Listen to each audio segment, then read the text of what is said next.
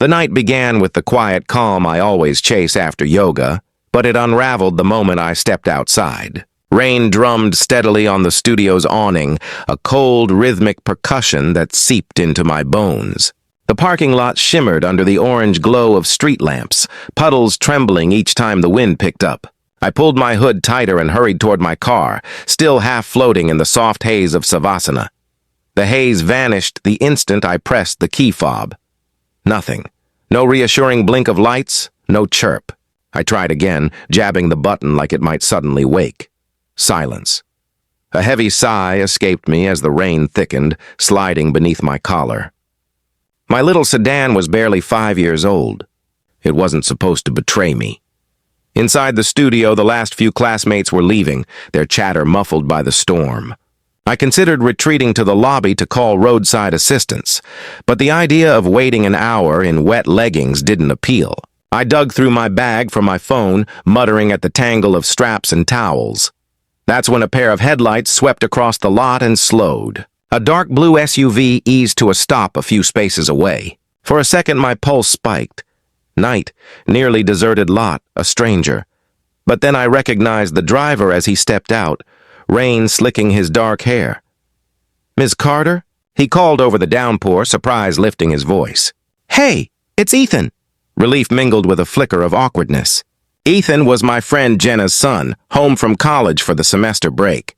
I'd seen him at a couple of backyard barbecues and holiday gatherings. Polite, athletic, the kind of young man who still said ma'am without irony.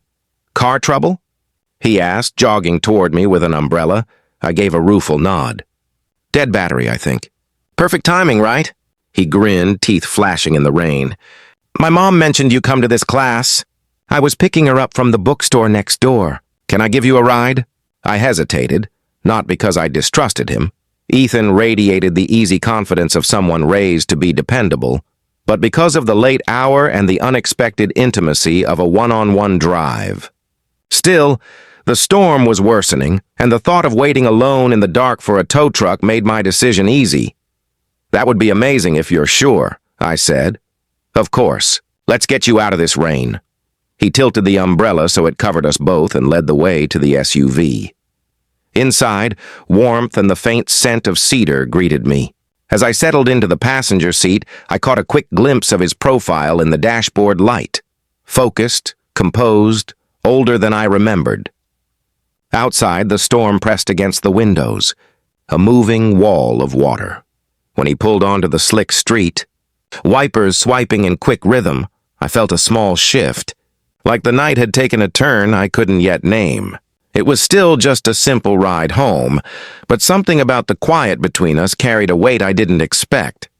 The rhythmic sweep of the wipers filled the car, a steady back and forth that matched the muted drumming of rain on the roof. Warm air from the heater softened the chill that had seeped into my clothes, but my senses stayed alert. Maybe it was the storm, or the way the night pressed in around the SUV's windows like a dark tide. But everything felt sharpened, more vivid than usual. Ethan drove with quiet concentration, hands steady on the wheel. The dashboard cast a faint blue glow across his face, highlighting a jawline that looked a little older than I remembered. We started with polite small talk, the kind that fills silence without demanding anything. He asked how yoga was going. I asked about his semester. He teased me about the impossibly slow pace of restorative class. I teased him back about late-night college pizza habits. Each exchange loosened something invisible between us. Gradually, the conversation deepened of its own accord. Maybe it was the intimacy of a car in the rain, the feeling of being sealed away from the rest of the world, but we drifted from surface chatter into personal ground. Ethan admitted he'd been considering changing his major from engineering to environmental science, a decision that worried him because his father had always pushed the former. He described the pull he felt toward sustainability work, how a single lecture about climate resilience had lit up the whole map in his mind. I found myself sharing more than I intended.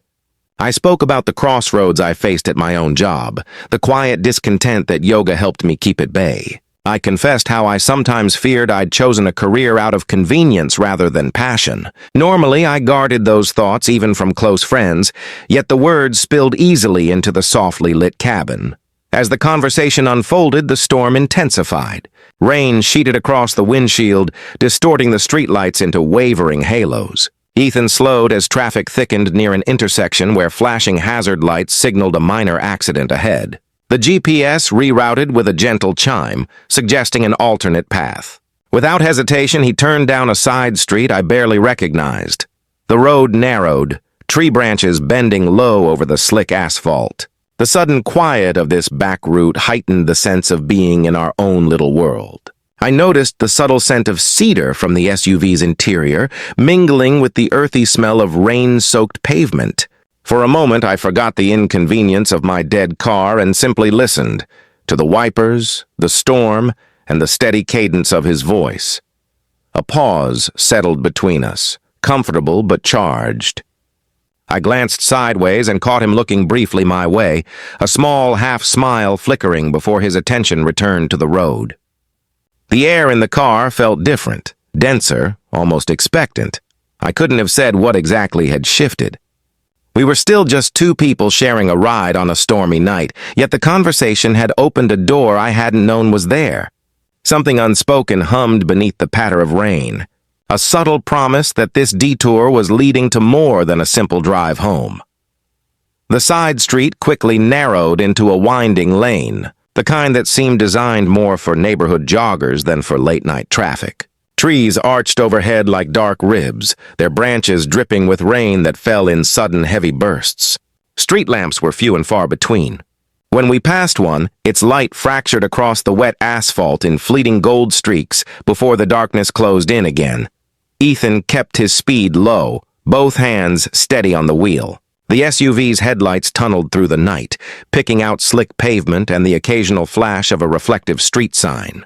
The sound of the storm softened here, less of a steady roar and more like whispers through the leaves. My phone lost its signal, the glowing bars vanishing until only a hollow "no service" remained. I tried to ignore the unease building in my chest. "I don't think I've ever been on this road," I said, peering through the rain-blurred glass. "Shortcut to the main highway," Ethan replied, his voice calm but clipped. "GPS says it'll shave 10 minutes. 10 minutes felt both too long and not long enough. I shifted in my seat, eyes drawn to the side mirror. At first it was just a smear of light behind us, maybe a street lamp catching raindrops. But when we rounded the next curve, a pair of headlights emerged, low and unwavering. A car was following. Ethan noticed it too. I saw his shoulders tense, his knuckles whiten slightly around the steering wheel. "Guess we've got company," he said, attempting a lightness that didn't quite land. The vehicle behind us maintained a precise distance. Not close enough to be reckless, but never dropping back either. Each time we turned, it turned. When Ethan slowed for a flooded dip in the road, the car slowed in perfect synchrony. A quiet pressure settled over the cabin, thick as the humid air. I tried to convince myself it was coincidence. A local resident heading home, someone else rerouted by the storm. But the longer it lasted, the harder that logic was to swallow. Ethan's phone buzzed once on the console. He glanced down and inhaled sharply. A single text glowed on the screen. "Still watching." My stomach tightened. "Who's that from?" I asked. He exhaled slowly. "No idea. Been getting messages like that all week. I thought it was some stupid prank from a friend." Until now. The wipers clicked faster as the rain intensified, each swipe carving momentary clarity into the dark. The trailing car's headlights gleamed like a fixed stare in the mirror, steady and unnervingly patient. "Should we call the police?" I asked, but my own phone still displayed no service. "Signal's dead out here," he said, checking his screen and shaking his head. "We need to reach the highway." Another curve, another stretch of dripping black trees. The headlights behind us never wavered. The sense of the ordinary evening, the yoga class, the casual ride, had fully slipped away. The storm outside felt less like weather now and more like a curtain closing, isolating us with whatever or whoever was matching our every move. The rain intensified until it felt like we were driving inside a waterfall. Water streamed across the windshield in restless waves, the wipers thrashing in frantic arcs that barely kept the road visible. The pursuing headlights remained fixed in the rearview mirror, two unwavering eyes that refused to blink. Ethan's jaw tightened as he guided the SUV through another curve. "We can't stay on this road," he said, his voice low but firm. "There's an old service station up ahead. If it's still open, we'll stop there." "Bright lights, maybe cameras," my pulse quickened. "And if it's closed? Then at least we're closer to the highway." The lane widened briefly, offering a sliver of relief before funneling again into a narrower passage. Every time the road straightened, I checked the mirror, hoping the headlights would fade into the distance. Instead, they held steady, a constant, unnerving presence. I tried calling emergency services again, still no signal. The silence from my phone felt almost mocking. Inside the SUV, every sound sharpened. The steady drumming of rain on the roof, the squeak of wet tires on asphalt, the faint rattle of loose change in the console. Each noise underscored the tension stretching taut between us. Ethan's voice cut through it. "I think I can lose them if we hit the next turn fast. There's a split up ahead. Is that safe?" I asked, gripping the door handle. He offered a quick, tight smile. "Safer than letting them keep following." The moment came suddenly. A fork in the road loomed, one path a narrow gravel track veering right, the other continuing along the main lane. Without warning, Ethan jerked the wheel left, accelerating into the curve. The SUV fishtailed for a heart-stopping second before the tires caught and the vehicle surged forward. I twisted to look behind. The headlights wavered as the other car approached the fork. For a breathless instant, I thought we'd lost them, until the light swung sharply left and reappeared. "Closer than ever. They're still on us," I whispered.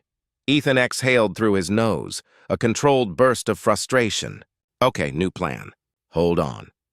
The service station materialized out of the dark like a ghost, an old structure with a flickering fluorescent sign and a single canopy-lit pump. No other cars, no attendant visible. Ethan pulled in hard, skidding slightly on the wet pavement. He killed the headlights but left the engine running. "Stay here," he said, already unbuckling. Before I could protest, he stepped out into the rain. The downpour swallowed him, his dark figure moving toward the shadows near the station's side wall. My heart hammered against my ribs. The trailing car slowed as it entered the lot. Its headlights swept across the pump, momentarily blinding me. Then, as if aware of being watched, the lights flicked off. Through the watery haze of the window, I could barely make out a shape, a door opening, a figure stepping into the glow of the flickering sign. The storm muffled every sound except the relentless beat of rain. Whoever was inside that car was now outside, closing the distance between us with deliberate steps. The fluorescent sign above the station sputtered, casting jittery bands of light across the soaked pavement. I pressed my forehead to the cool window, heart hammering. The figure from the trailing car moved into view, framed in flashes of blue-white as lightning rippled across the sky. A heavy raincoat obscured their face, the hood drawn low. Ethan was already outside, half hidden near the corner of the building, his posture tense and ready. The stranger advanced with measured steps, water splashing around their boots. Every sound, the hiss of rain, the squeak of wet soles, seemed unnaturally loud in the otherwise vacant lot. For a breathless moment, no one spoke. Then Ethan stepped forward, rain slicking his hair to his forehead. "Why are you following us?" he shouted over the storm. His voice was steady, but I could hear the strain beneath it. The hooded figure stopped a few feet away. A gloved hand reached up and lowered the hood. I sucked in a sharp breath. It was Jenna, Ethan's mother, my friend. Her face was pale under the harsh fluorescent light, eyes wide but not angry. Relief and confusion crashed through me in equal measure. "Mom?" Ethan's voice cracked with disbelief. Jenna looked from him to me, rain running in rivulets down her cheeks. "You weren't answering your phone," she said, her words half lost in the roar of the downpour. "Neither of you. And when the storm hit," she swallowed, voice trembling. "I just needed to be sure you were safe. For a moment," the tension that had wound so tight between us all simply unraveled, leaving a stunned silence. I opened the SUV door and stepped into the rain, the cold instantly soaking through my clothes. "You were behind us the whole time?" I asked, still trying to catch up. Jenna nodded. I saw your car in the lot after class, lights off, door locked. I knew it wasn't like you to leave it there. When I called and got nothing, I panicked. Ethan raked a hand through his wet hair. Mom, you scared us half to death. We thought... He stopped himself, exhaling hard. You could have called the police or something. I tried, Jenna said, her voice softening. But the signal kept dropping. I figured I'd just follow until you were somewhere safe. A strange laugh bubbled out of me, a mix of relief and leftover adrenaline. You picked a dramatic way to check in, I said, shaking my head. Despite the storm, a flicker of humor passed between the three of us. The fear that had gripped me for the past hour began to ebb, replaced by an odd gratitude for Jenna's stubborn protectiveness, for Ethan's calm in the chaos, for the sudden reminder that sometimes the unknown isn't sinister at all. Lightning flashed again, illuminating the empty road beyond the station. The world looked different now, still storm-racked, still dark, but no longer threatening. Ethan turned to his mother with a weary smile. Next time, he said, just send a text that says you're following us, okay? Even through the rain, I saw Jenna's sheepish grin. Deal, she said. The storm finally began to ease as we left the deserted service station, though the world outside still shimmered with lingering rain. Clouds thinned just enough for the moon to cast a muted silver glow on the slick pavement. I settled back into the passenger seat of Ethan's SUV, the adrenaline ebbing from my veins and leaving a soft exhaustion in its place. Jenna followed behind us now, her car a steady presence in the rearview mirror, but no longer a threat. For a while, none of us spoke. The wipers swept lazily across the glass, and the gentle hiss of tires on wet asphalt became almost soothing. I found myself studying Ethan in the quiet intervals, the way his shoulders finally dropped, the faint smile of relief tugging at the corner of his mouth. The boyish energy I'd remembered from backyard barbecues was still there, but tonight had revealed a steadiness I hadn't fully seen before. Not exactly the peaceful ride home I promised, he said at last, his voice breaking the calm. I gave a small laugh, surprised at how warm it sounded after so much tension.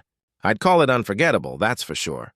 He glanced over, eyes catching the dim dashboard light. You okay? I think so, I said, though my heartbeat was still a touch too fast. You handled it well. Better than I did. You stayed pretty calm, he replied. Most people would have freaked out. The conversation drifted to Jenna's fierce protectiveness, the way a mother's worry could drive her into the night without a second thought. We both admitted we'd felt flashes of fear that had little to do with logic, the kind that takes root in the unknown. Talking about it now, with danger behind us, turned those fears into something almost surreal, like recounting a strange dream. When we reached my neighborhood, the streets glistened like black glass. Jenna's headlights followed us until we pulled into my driveway. She parked behind us and stepped out, her raincoat hood pushed back this time. Her face was tired but relieved, and she offered me a quick, almost sheepish hug. I'm sorry for scaring you, she said softly. I just needed to make sure. It's all right, I assured her. You were trying to protect us. Ethan gave his mother a teasing look but pulled her into an easy embrace. The storm, the chase, the mysterious messages, it all felt strangely distant now, as if it belonged to another night. Inside my home later, I lingered by the window, watching their taillights disappear down the street. The house smelled faintly of rain and lavender from the yoga mat still drying in the corner. I replayed the evening in my mind, the sudden darkness of the back roads, the silent tension in the car, the relief of discovery. What stayed with me most wasn't fear, but connection, the way a single unexpected ride had opened conversations and revealed strength in people I thought I already knew. Sometimes the night hides more than shadows. Sometimes it reveals how fiercely we look out for one another, even when the path twists through rain and uncertainty.